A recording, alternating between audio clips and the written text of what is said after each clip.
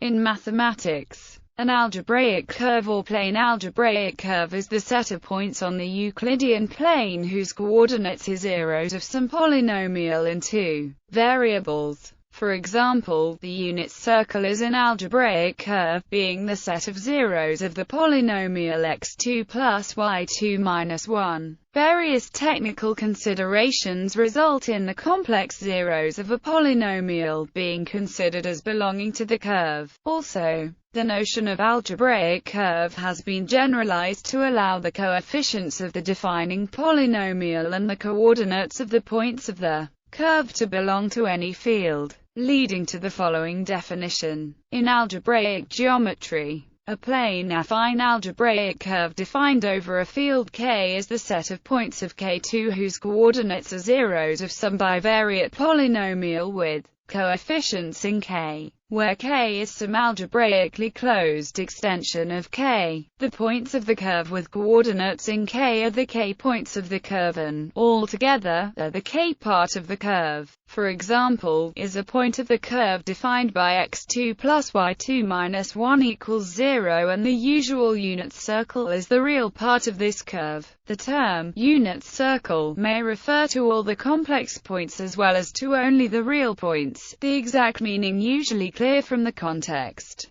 The equation x2 plus y2 plus 1 equals 0 defines an algebraic curve, whose real part is empty. More generally, one may consider algebraic curves that are not contained in the plane, but in a space of higher dimension. A curve that is not contained in some plane is called a skew curve. The simplest example of a skew algebraic curve is the twisted cubic. One may also consider algebraic curves contained in the projective space and even algebraic curves that are defined independently to any embedding in an affine or projective space. This leads to the most general definition of an algebraic curve. In algebraic geometry, an algebraic curve is an algebraic variety of dimension 1. In Euclidean geometry, an algebraic curve in the Euclidean plane is the set of the points whose coordinates are the solutions of a bivariate polynomial equation p equals 0. This equation is often called the implicit equation of the curve, by opposition to the curves that are the graph of a function defining explicitly y as a function of x. Given a curve given by such an implicit equation, the first problems that occur is to determine the shape of the curve and to draw it. These problems are not as easy to solve as in the case of the graph of a function, for which y may easily be computed for various values of x. The fact that the defining equation is a polynomial implies that the curve has some structural properties that may help to solve these problems. Every algebraic curve may be uniquely decomposed into a finite number of smooth monotone arcs connected by some points sometimes called remarkable points. A smooth monotoned arc is the graph of a smooth function which is defined and monotone on an open interval of the x-axis in each direction. An arc is either unbounded or has an endpoint which is either a singular point or a point with a tangent parallel to one of the coordinate axes.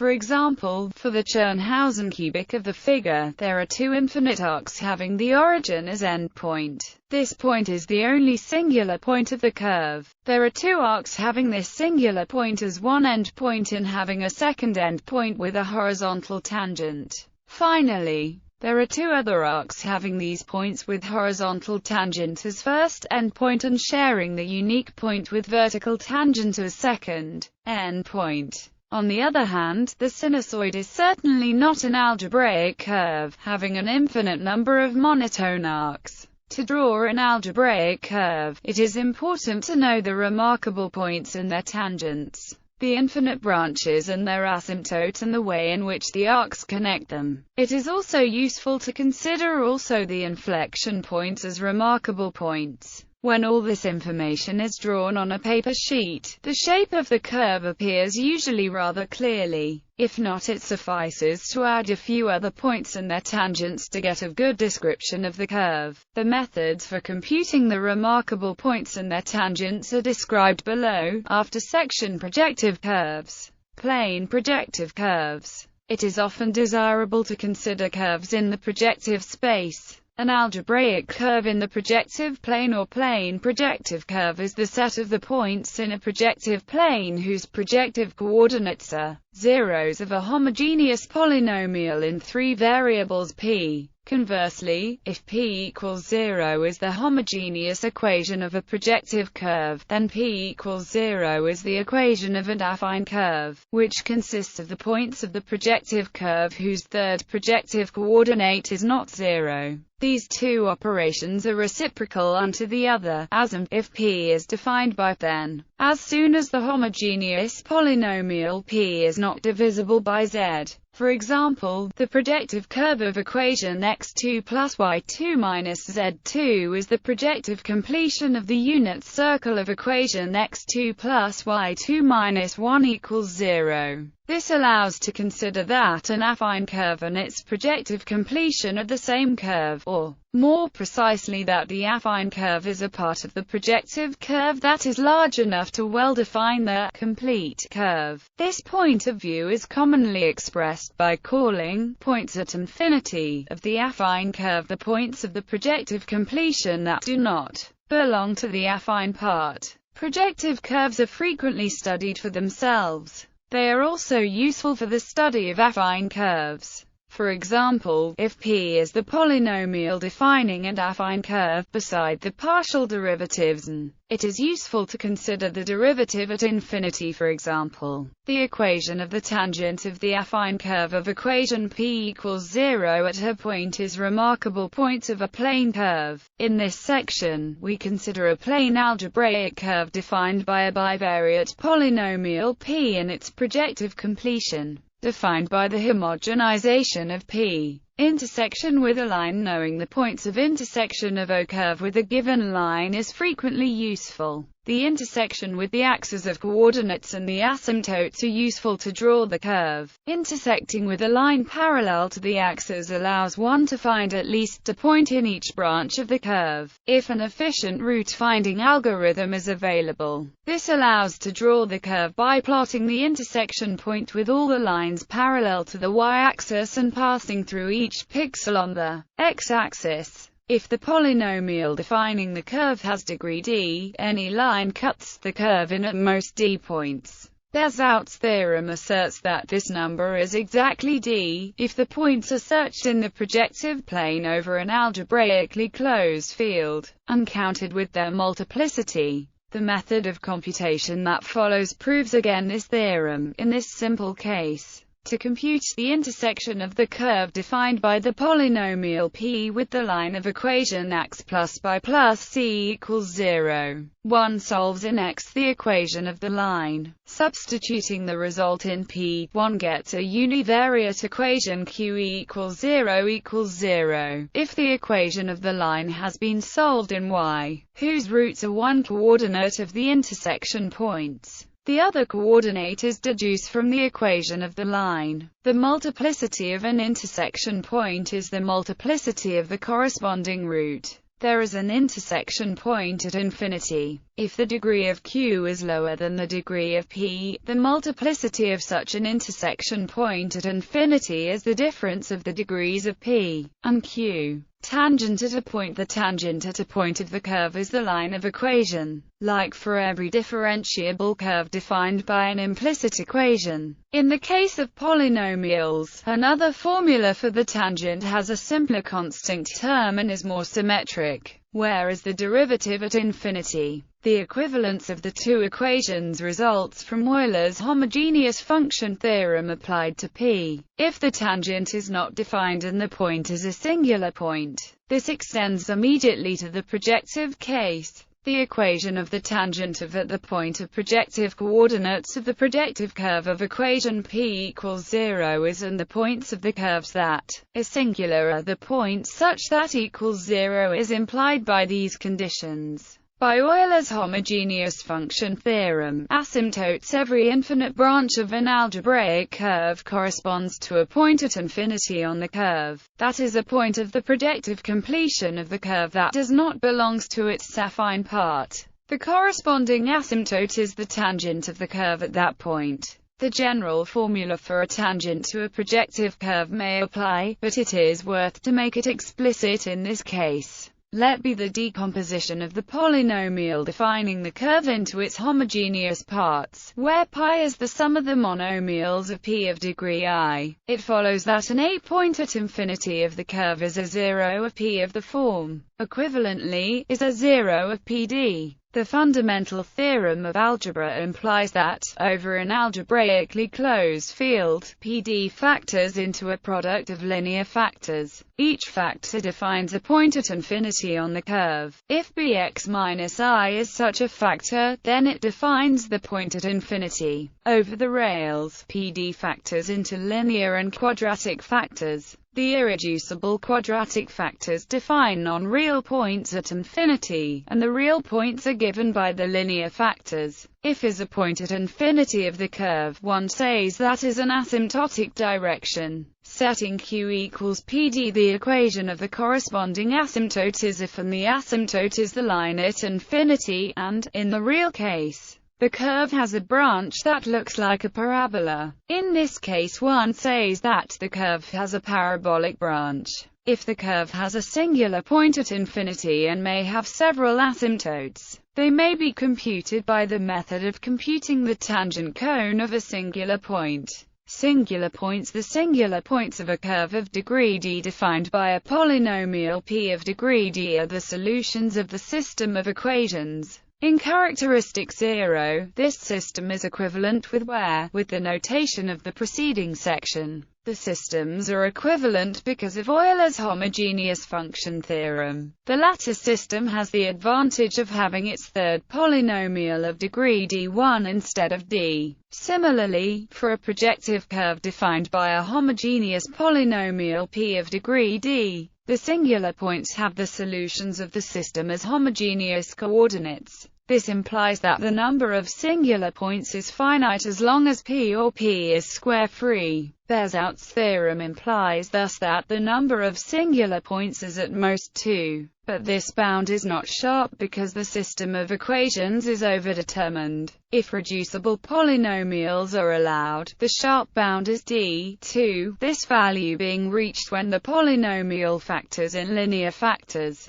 That is, if the curve is the union of d lines. For irreducible curves and polynomials, the number of singular points is at most 2. Because of the formula expressing the genus in terms of the singularities, the maximum is reached by the curves of genus 0 whose all singularities have multiplicity 2 and distinct tangents. The equation of the tangents at a singular point is given by the non-zero homogeneous part of lowest degree in the Taylor series of the polynomial at the singular point. When one changes the coordinates to put the singular point at the origin, the equation of the tangents at the singular point is thus the non-zero homogeneous part of lowest degree of the polynomial, and the multiplicity of the singular point is the degree of this homogeneous part. Non-plane algebraic curves. An algebraic curve is an algebraic variety of dimension 1. This implies that an affine curve in an affine space of dimension n is defined by at least n-1 polynomials in n variables.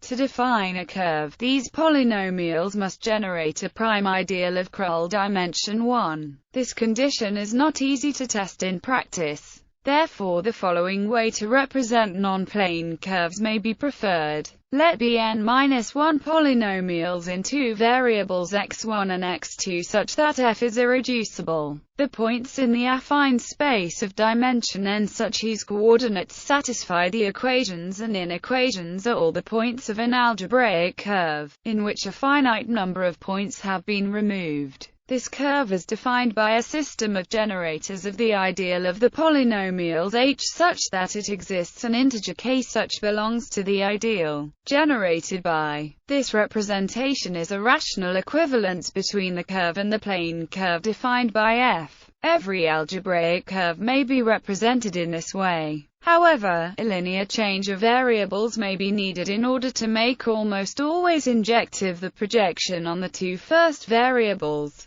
When a change of variables is needed, almost every change is convenient, as soon as it is defined over an infinite field. This representation allows us to deduce easily any property of a non-plane algebraic curve, including its graphical representation, from the corresponding property of its plane projection. For a curve defined by its implicit equations, above representation of the curve may easily deduce from a Grobner basis for a block ordering such that the block of the smaller variables is. The polynomial f is the unique polynomial in the base that depends only of x1 and x2. The fractions g per gram 0 are obtained by choosing, for I equals 3, n, a polynomial in the basis that is linear in Xi and depends only on x1, x2 and Xi. If these choices are not possible, this means either that the equations define an algebraic set that is not a variety, or that the variety is not of dimension 1, or that one must change of coordinates. The latter case occurs when f exists and is unique, and, for I equals 3, n, there exist polynomials whose leading monomial depends only on x1, x2 and Xi. Algebraic function fields. The study of algebraic curves can be reduced to the study of irreducible algebraic curves,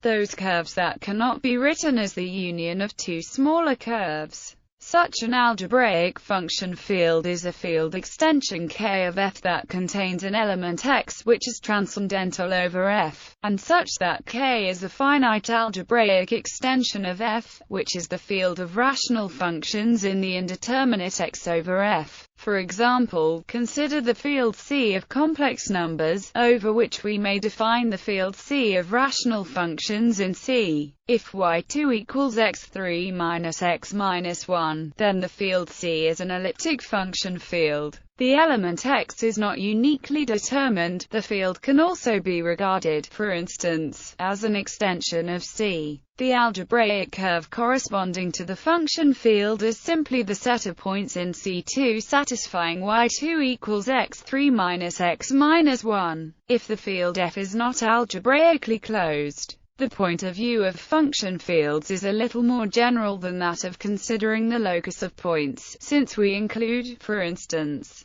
curves with no points on them. For example, if the base field f is the field R of real numbers, then x2 plus y2 equals minus 1 defines an algebraic extension field of R, but the corresponding curve considered as a subset of R2 has no points. The equation x2 plus y2 equals minus 1 does define an irreducible algebraic curve over R in the scheme sense. In this sense, the one-to-one correspondence between irreducible algebraic curves over f and algebraic function fields in one variable over f holds in general. Two curves can be birationally equivalent without being isomorphic as curves. The situation becomes easier when dealing with non-singular curves, i.e., those that lack any singularities. Two non-singular projective curves over a field are isomorphic if and only if their function fields are isomorphic. Zen's theorem is about the function field of an algebraic curve over an algebraically closed field. Complex curves and real surfaces.